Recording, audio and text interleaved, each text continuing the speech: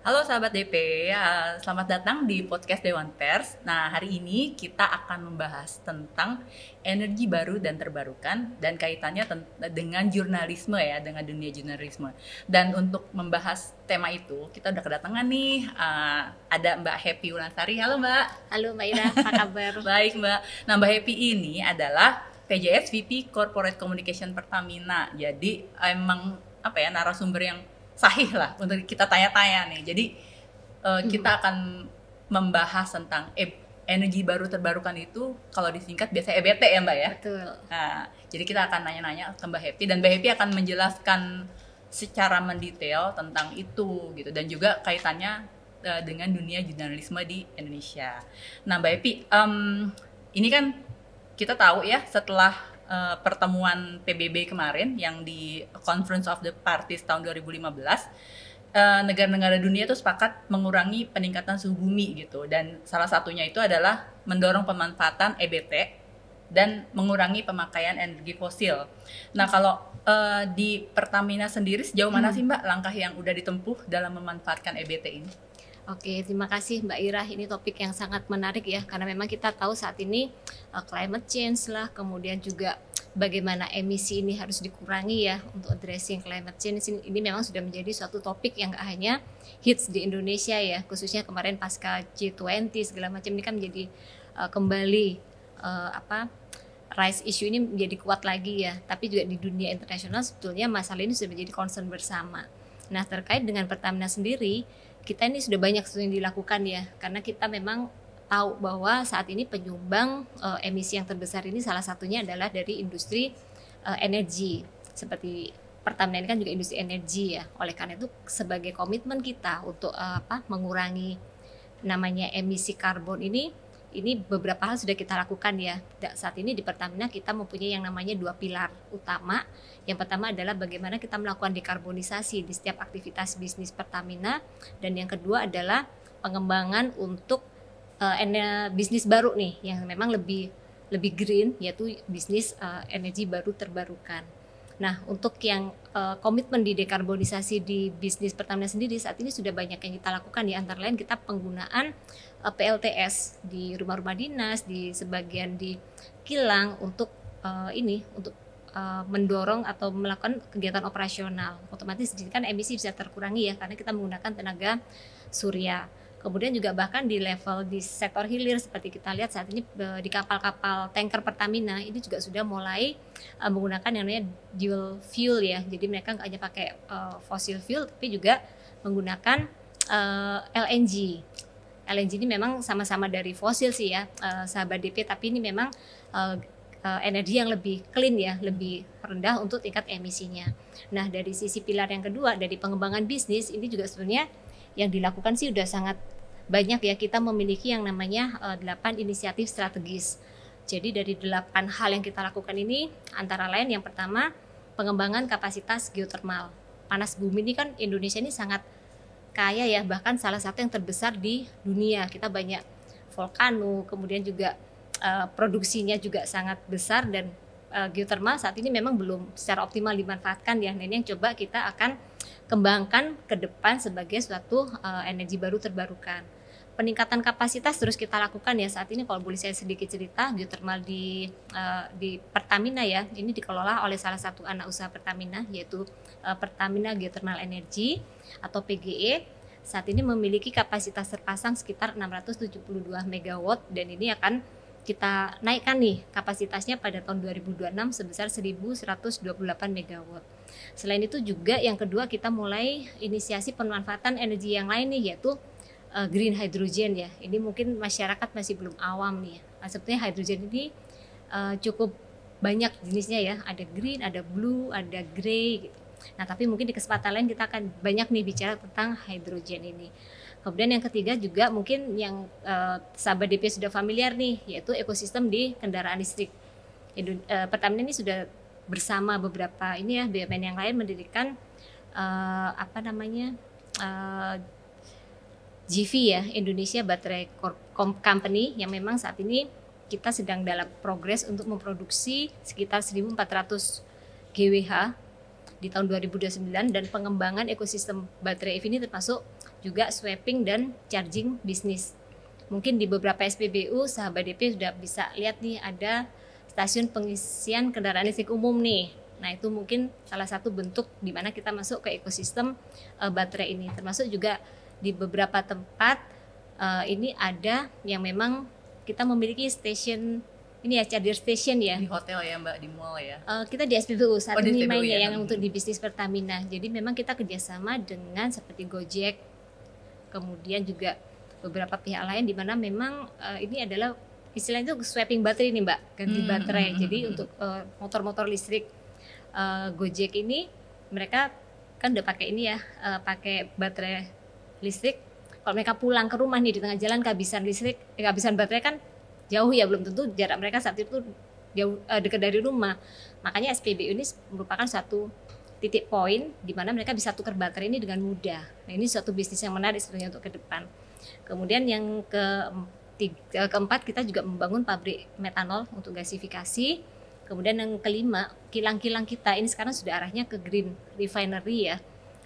Kemudian juga ada peningkatan kapasitas di biomass, biogas segala macam. Kemudian juga kita menerapkan namanya ini nih, circular carbon economy di beberapa daerah dengan melakukan recycle berbagai macam ini ya, mulai dari biomass, biogas, kemudian reduce seperti solar PV, EV, LNG, kemudian reuse CO2 untuk EOR. EOR ini proses di salah satu ini ya, kegiatan rangkaian di upstream. Kemudian juga metanol. Kemudian yang ke-8 pengembangan EBT ya. Saat ini kita sedang coba juga kerjasama dengan salah satu BUMN untuk mengembangkan DME, dimethyl ether ya, dengan kapasitas cukup besar dan nanti bisa sebagai substitusi untuk LPG. Nah, tentunya 8 inisiatif ini muaranya adalah penggunaan energi yang lebih bersih, greener energy, yang memang kita harapkan bisa mengurangi emisi karbon, karena kita sangat berkomitmen untuk mendukung ini pencapaian net zero emission yang ditetapkan oleh pemerintah di tahun 2060. Gitu Mbak Ira. Oke, berarti maksudnya selama ini kan image orang ya Pertamina tuh minyak ya Mbak ya, minyak, gas gitu. Iya. Dan ternyata di balik itu udah ada 8 inisiatif tadi ya Mbak ya. Benar. Dan itu apa ya, tidak banyak digaungkan juga di media gitu, karena nggak banyak yang ngerti juga sih sebenarnya. Betul, karena memang energi baru terbarukan ini kan hal yang baru ya. Betul. Mungkin juga ini masih segmented ya isu ini ya, tapi memang kita terus perluas untuk edukasi, informasi, karena bagaimanapun kita ini negara yang dulunya memang kaya minyak ya, tapi sekarang kan kita sudah net importer nih, sehingga memang kita ketahui bersama juga bahwa fossil fuel itu kan energi yang nggak bisa terbarukan ya, karena dari fosil lama-lama akan habis. Nah, di saat itulah nanti memang mau nggak mau kita harus beralih ke energi lain yang memang tersedia di Indonesia maupun di negara-negara lain. Oke. Nah, itu kan Mbak tadi Mbak Epi udah jelasin ya inisiatif yang dilakukan oleh Pertamina gitu untuk EBT. Nah, tapi ada kendala nggak sih Mbak untuk pemanfaatan EBT itu? Kalau kendala sih saat ini memang masih ada ya Mbak ya, ada beberapa dan memang tantangannya cukup besar juga ya. Yang pertama saat ini karena energi fosil ini masih menjadi primary energy ya, sehingga orang pun juga masih belum terpikir untuk penggunaan energi yang lain selain BBM ataupun LPG. Nah, terkait dengan hal ini terus ya kita lakukan edukasi, sosialisasi seiring dengan kebijakan pemerintah yang itu tadi, yang penurunan nol emisi karbon di 2060. Dan saya rasa ini adalah momen yang tepat sebetulnya ya untuk Pertamina maupun seluruh perusahaan-perusahaan lain untuk mulai berkampanye nih tentang transisi energi. Selain karena saat ini saingan kita masih fuel yang cukup berat ya, karena orang juga taunya masih energi ya, BBM, LPG seperti itu kan. Tentunya ini juga membuat proses di transisi energi atau pengembangan ini menjadi agak terhambat ya, karena mungkin kita juga tetap perlu yang namanya regulasi, tetap perlu adanya infrastruktur untuk mendukung pengembangan energi baru terbarukan itu sendiri. Itu yang pertama. Terus yang kedua, di sini adalah teknologi untuk pengembangan EBT ini memang sesuatu yang sangat masih mahal saat ini.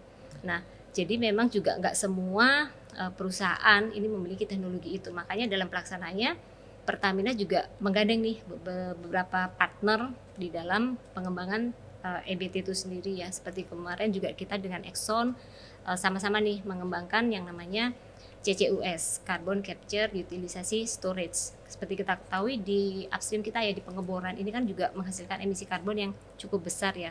Nah dengan Exxon ini mereka kita lakukan kajian nih bersama untuk pengembangan teknologi. Jadi dari CO2 yang dilepaskan ke udara ini gimana kita tangkap, kemudian kita suntikan lagi ke dalam perut bumi untuk bisa menjadi energi ataupun pendorong untuk eksplorasi. Jadi mereka nggak kebuang ke udara tapi bisa dimanfaatkan lagi nih di dalam perut bumi untuk bisa meningkatkan ini pengeboran yang kita lakukan. Kemudian selain teknologi juga di sini ada sisi finansial. Jadi memang pengembangan EBT ini bukan hal yang murah ya. Ini memang karena masih tahap di pengembangan, tentunya ini juga membutuhkan suatu investasi. Cuman kendalanya saat ini karena ini memang market belum ada. Kemudian investor juga berpikir bahwa ini masih belum memiliki tingkat keekonomian yang cukup ya. Jadi ini memang cari investor ini PR banget saat ini. Tapi ini terus kita dorong dan saat ini juga support dari pemerintah, dari kementerian juga cukup bagus ya. Dan kita juga sudah melakukan beberapa MOU nih dengan beberapa pihak untuk pengembangan proyek-proyek yang berbasis di green energy ini. Kemudian yang nggak kalah penting adalah terkait ini nih sumber daya manusia ya. Tentunya pengembangan EBT ini memang akan membuka suatu lapangan kerja yang cukup masif. Tapi memang di sini kan teknologinya tentu berbeda ya. Bagaimana kita melakukan pengembangan di fossil energy sama di EBT. Tentu di sini perlu skill yang baru. Kemudian juga dari ini juga kesiapan dari masyarakatnya sendiri sebetulnya ya untuk menerima EBT ini sebagai suatu energi yang baru.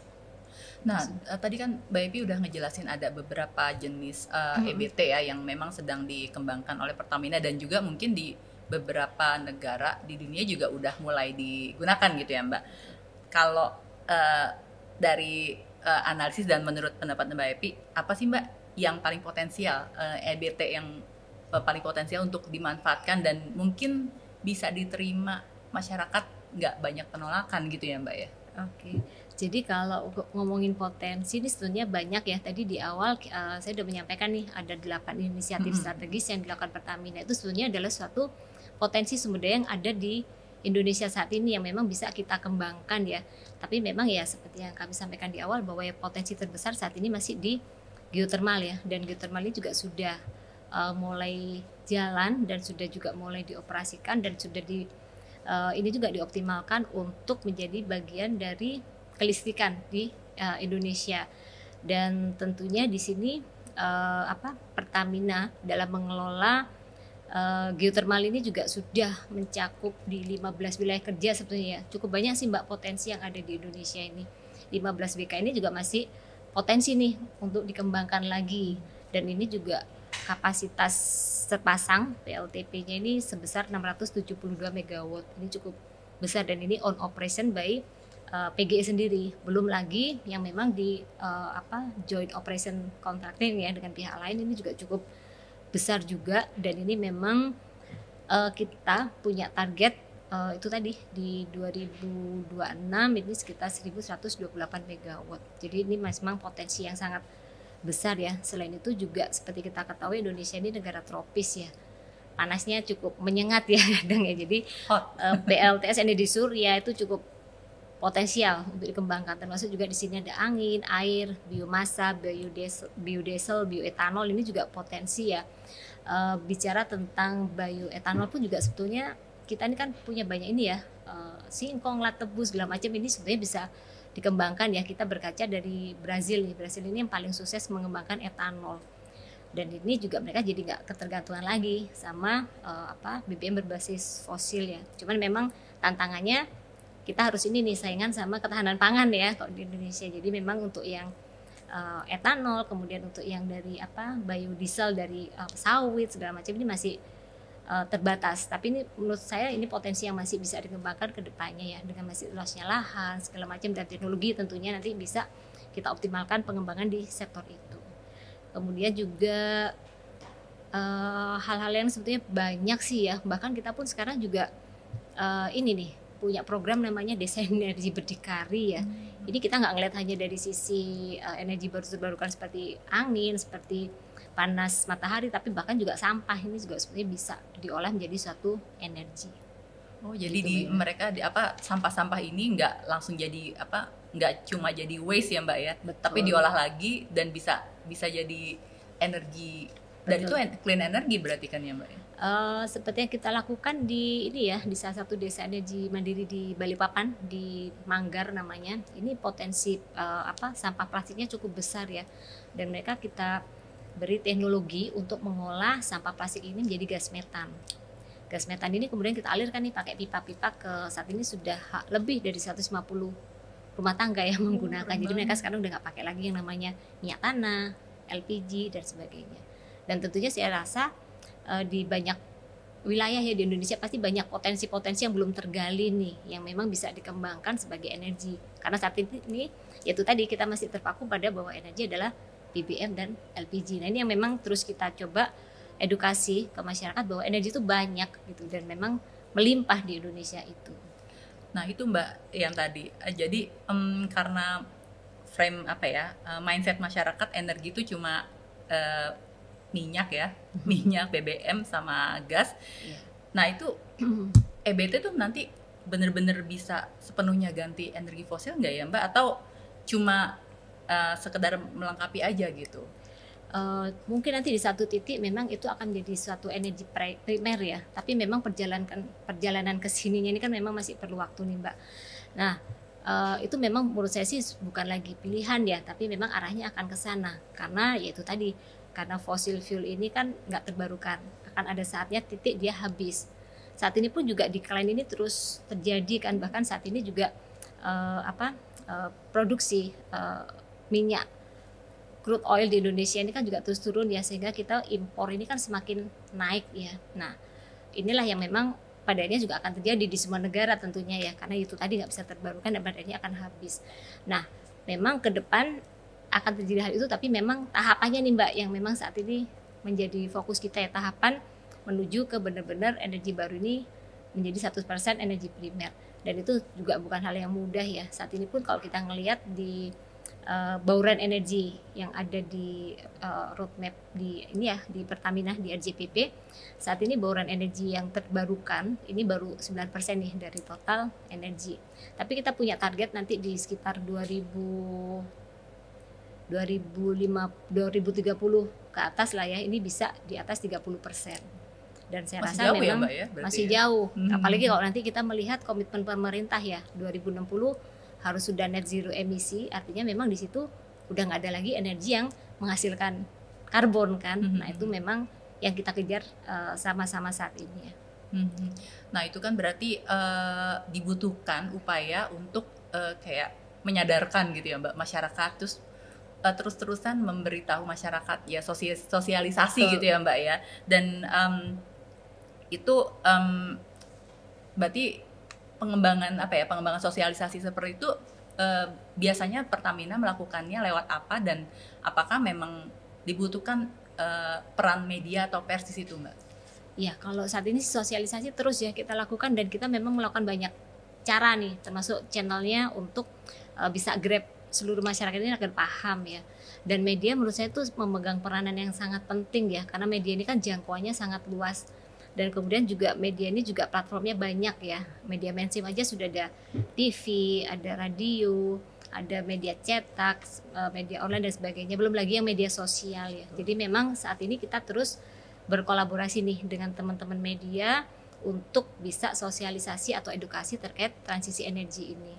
Kemarin bahkan kita di kegiatan kami ya, Anugerah Jurnalistik Pertamina tahun 2022, kita mengambil tema Energizing Your Future, di mana salah satunya adalah kita banyak brief nih media tentang transisi energi, tentang EBT yang dikembangkan oleh Pertamina.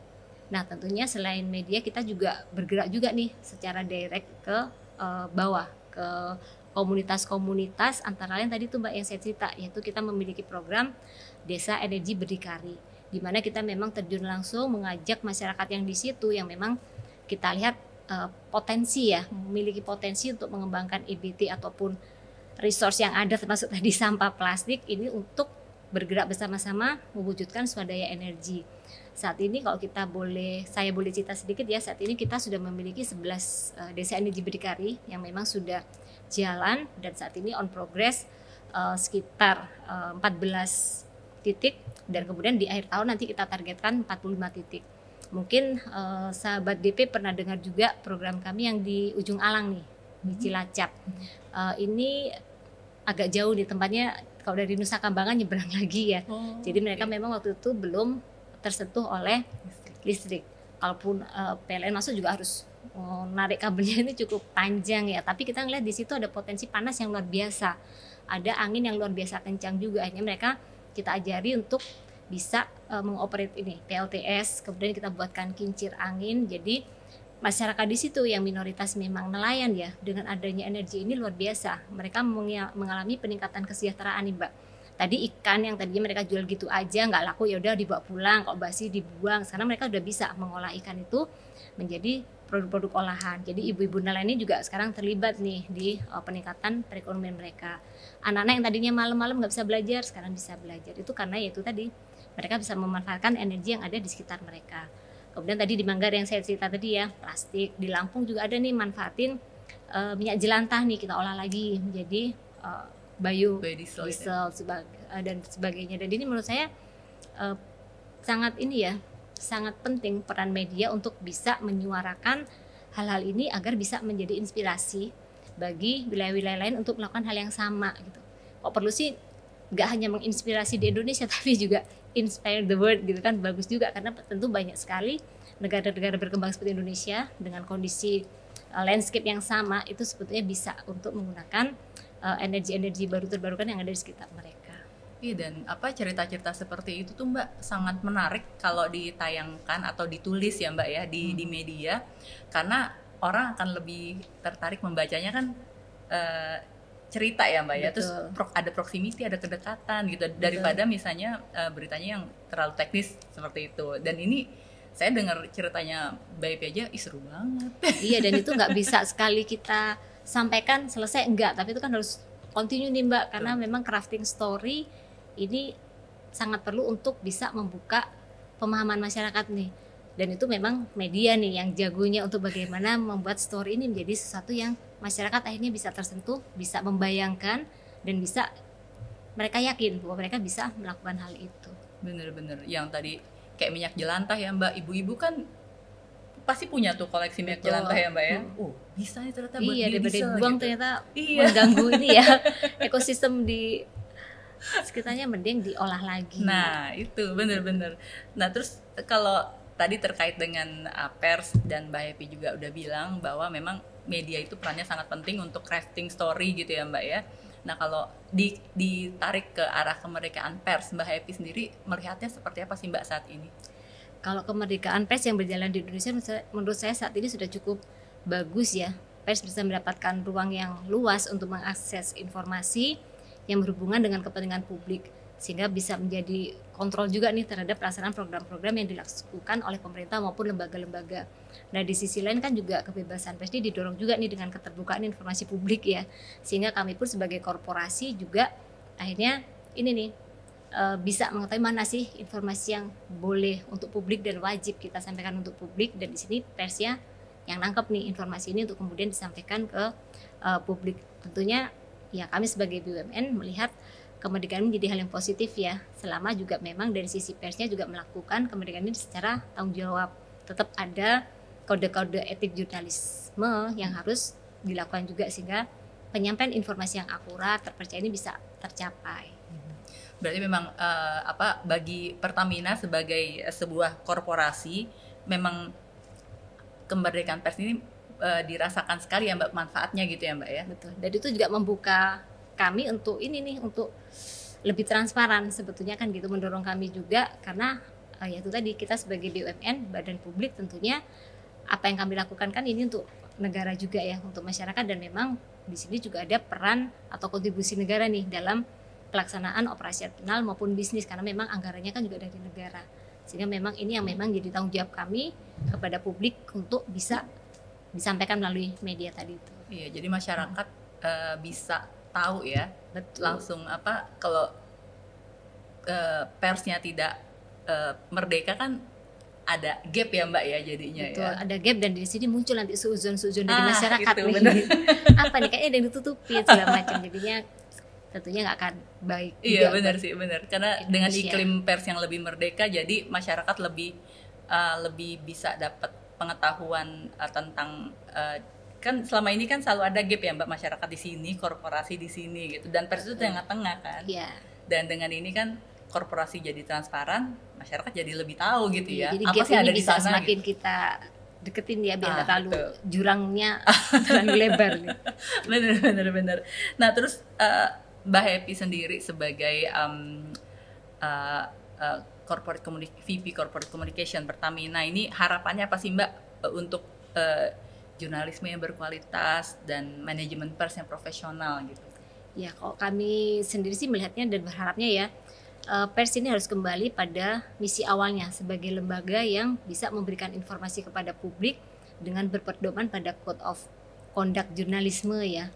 Dan kemudian juga pers ini benar-benar dapat menjalankan fungsi sebagai sumber informasi dengan akurat tentunya, kemudian juga dengan akuntabilitas yang tinggi, sehingga bisa menjadi sumber informasi sekaligus kontrol terhadap pelaksanaan kebijakan publik di lapangan. Dan tentunya harus bisa mengedukasi masyarakat ya dengan baik agar masyarakat kita ini semakin cerdas, kritis pun juga kritis yang konstruktif gitu ya, bukan kritis yang destruktif seperti itu.